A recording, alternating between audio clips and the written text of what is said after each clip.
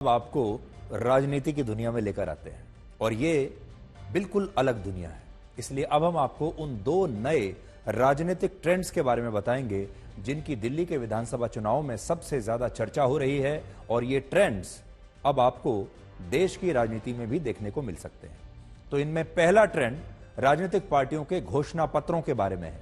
इस बार दिल्ली में सभी राजनीतिक पार्टियां अपना घोषणा पत्र किश्तों में जारी कर रही है। कांग्रेस अब तक अपने घोषणा पत्र के 3 अंश जारी कर चुकी है, बीजेपी अपने घोषणा पत्र के 2 अंश जारी कर चुकी है और आम आदमी पार्टी भी अपने घोषणा पत्र के अलग अलग किश्तों में 3 अंश जारी कर चुकी है और इनमें भी चुनावी वादों का तीसरा अंश आम आदमी पार्टी ने आज ही जारी किया है। तो आप इसको ऐसे समझ लीजिए जैसे आजकल की जो वेब सीरीज आती हैं उनके अलग अलग एपिसोड्स आते हैं, उनके सीक्वल्स आते हैं फिल्मों के, और जिस तरह वेब सीरीज के सीजन 1 सीजन 2 आते हैं, ऐसे ही अब राजनीतिक पार्टियों के भी घोषणा पत्र किश्तों में आ रहे हैं। अब एक बार में कोई पार्टी अपना घोषणा पत्र नहीं बता रही है आपको, धीरे धीरे एक एक करके आपको बिल्कुल एक वेब सीरीज की तरह आपको वो चाहते हैं कि आप इंतजार करें और उसके बाद वो आपको हैरान करना चाहते हैं, जैसे वेब सीरीज की कहानियां आपको हैरान करती हैं कई बार। तो आज अरविंद केजरीवाल ने दिल्ली के मिडिल क्लास परिवारों के लिए 7 सूत्रीय घोषणा पत्र जारी किया है और यह भारत का शायद पहला ऐसा चुनावी घोषणा पत्र है जिसे लागू तो जिसका ऐलान आम आदमी पार्टी कर रही है, लेकिन लागू इसे बीजेपी की केंद्र सरकार को करना है। तो ऐलान कर रहे हैं केजरीवाल और लागू करने की जिम्मेदारी डाल दी है प्रधानमंत्री मोदी की।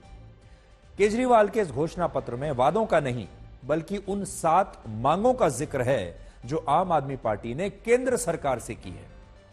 इनमें पहली मांग है दिल्ली के शिक्षा बजट को देश के कुल बजट का 2% नहीं बल्कि 10% मिलना चाहिए। दूसरा, उच्च शिक्षा के लिए दिल्ली के छात्रों को सब्सिडी और स्कॉलरशिप मिलनी चाहिए और प्राइवेट स्कूलों की फीस पर लगाम लगनी चाहिए। तीसरा, स्वास्थ्य बजट देश के कुल बजट का 10% होना चाहिए और हेल्थ इंश्योरेंस पर लगने वाले जीएसटी को दिल्ली में तत्काल रूप से हटा देना चाहिए। चौथा, इनकम टैक्स में छूट की सीमा 7 लाख से बढ़ाकर 10 लाख रुपए करनी चाहिए। पांचवा, आवश्यक वस्तुओं पर लगने वाले जीएसटी को खत्म कर देना चाहिए। छठा, प्राइवेट और सरकारी अस्पतालों में बुजुर्गों को मुफ्त इलाज मिलना चाहिए। सातवां, वरिष्ठ नागरिकों को पहले की तरह रेल यात्रा के किराए में 50% की छूट मिलनी चाहिए। ये सारे वो फैसले हैं जो केंद्र सरकार के अधिकार क्षेत्र में आते हैं। मतलब ये सारे फैसले अगर लेने हैं तो ये मोदी सरकार को लेने होंगे, लेकिन मांग इन फैसलों की कर रहे हैं केजरीवाल। और इन सभी मांगों को दिल्ली के मिडिल क्लास परिवारों के लिए केजरीवाल ने अपने घोषणा पत्र में डाल दिया है और केंद्र सरकार से उनके घोषणा पत्र के वादों को पूरा करने की मांग की है। ये अपनी तरह का एक अकेला ऐसा घोषणा पत्र है जिसमें वादे तो आम आदमी पार्टी कर रही है, लेकिन इन वादों को पूरा करने की जिम्मेदारी केंद्र सरकार पर है।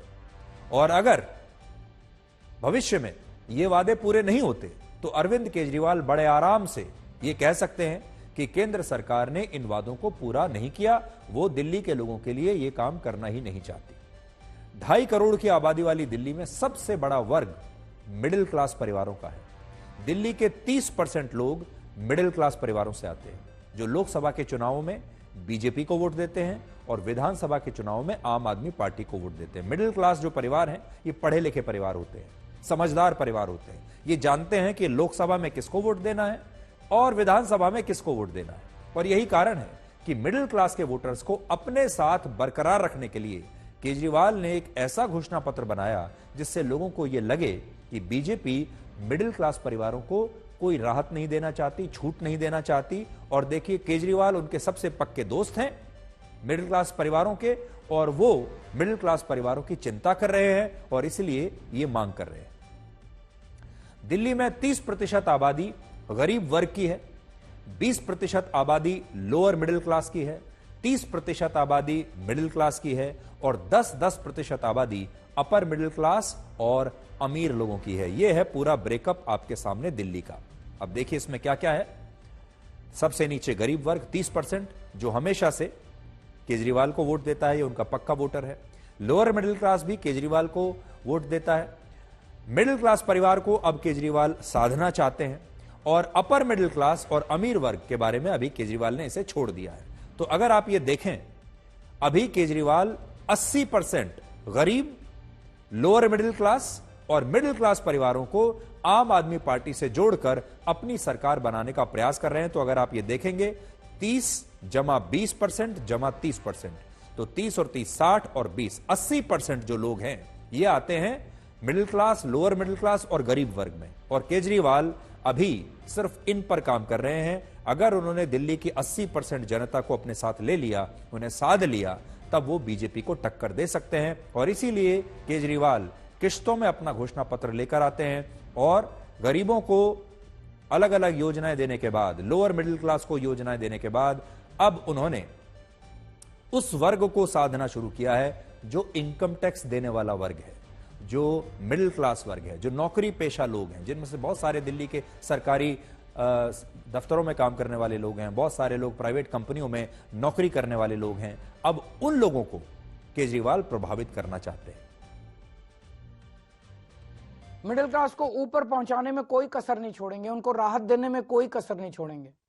और आज हम केंद्र सरकार से भी ये अपील करते हैं कि हमारे देश के असली सुपर पावर भारत के मिडिल क्लास को पहचाने। आज मैं ये ऐलान करता हूं कि मैं और आम आदमी पार्टी सड़क से लेकर संसद तक मिडिल क्लास की आवाज बनेंगे, उनकी आवाज उठाएंगे, उनके मुद्दों को उठाएंगे। आज से 2 हफ्ते के बाद देश का अगला बजट आने वाला है। इस लोकसभा के सत्र में आम आदमी पार्टी के सांसद मिडिल क्लास के मुद्दे संसद में उठाएंगे। मिडिल क्लास की आवाज की गूंज अब संसद में सुनी जाएगी। हम ये मांग करते हैं कि देश का अगला बजट मिडिल क्लास को समर्पित हो। पीने का पानी साफ देते तो हर गरीब आदमी का, हर मिडिल क्लास का कम से कम साल का 6,000 रुपये बचता है, 500 रुपये महीना बचता है। क्या कर रहे हैं मिडिल क्लास के लिए? वो सिर्फ गाना गा सकते हैं, सिर्फ आकर रोड ढोल पीट सकते हैं। असल में क्या कि राजनीति करें, इसके अलावा नहीं।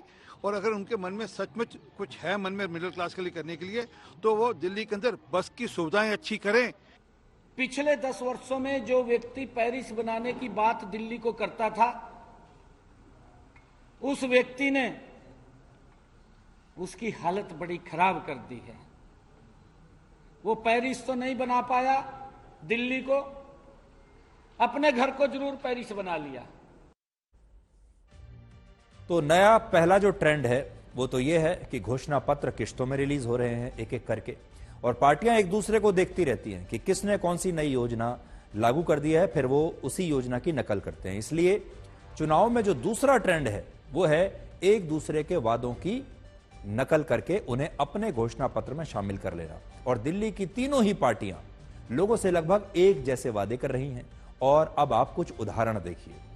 महिलाओं के लिए पहले आम आदमी पार्टी ने हर महीने 2100 रुपए का वादा किया, तो कांग्रेस और बीजेपी ने महिलाओं को हर महीने 2500 रुपए देने का वादा कर दिया कि आप 2100 देंगे, हम 2500 देंगे।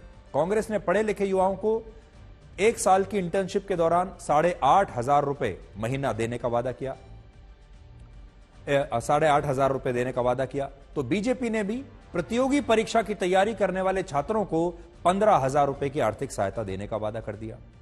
इसी तरह स्वास्थ्य सेवाओं को लेकर बीजेपी ने दिल्ली में आयुष्मान योजना को लागू करने का वादा किया, जिसके तहत गरीब परिवारों और बुजुर्गों को 10 लाख रुपए तक का मुफ्त इलाज मिलेगा।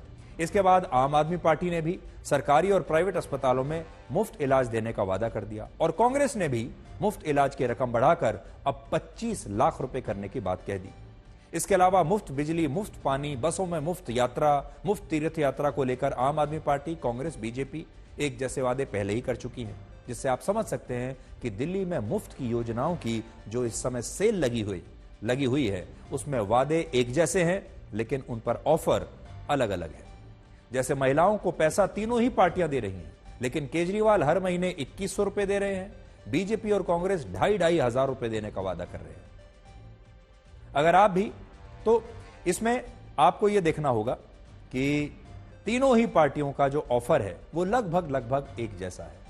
तीनों पार्टियां एक जैसी बात कर रही हैं, और तीनों ही पार्टियां एक एक करके एक वेब सीरीज की तरह अपने घोषणा पत्र को लागू कर रही हैं, पहले पार्ट में, दूसरे पार्ट में और तीसरे पार्ट में। इसलिए दिल्ली का ये जो चुनाव है, ये बड़ा दिलचस्प चुनाव रहने वाला है।